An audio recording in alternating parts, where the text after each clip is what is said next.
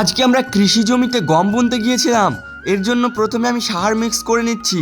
2-3 ধরনের সার আছে, তো প্রত্যেকটা সার আলাদা আলাদাভাবে আছে, তাই মিক্সিং করে নিলাম। এরপর দেখতে পাচ্ছ গমের কোয়ালিটি কত সুন্দর গম। এগুলো হচ্ছে 70 টাকা কেজি নিয়েছে। এগুলো জমিতে ছেটানোর জন্য আমি সকাল সকাল মাঠে চলে এসেছি। তো হ্যালো বন্ধুরা, কেমন আছো সবাই? আশা করছি অনেক অনেক ভালো আছো। দেখতে পাচ্ছ আমার পেছনে সরিষার ক্ষেত।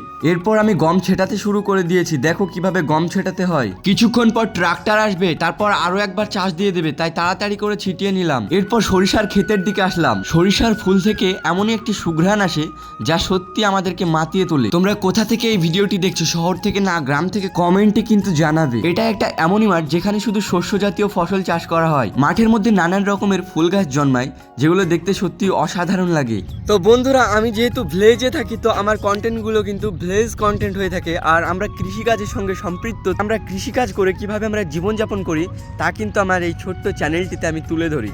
তাহলে চ্যানেলটিকে অবশ্যই সাবস্ক্রাইব করে দিও। দেখা হচ্ছে পরবর্তী ভ্লগে।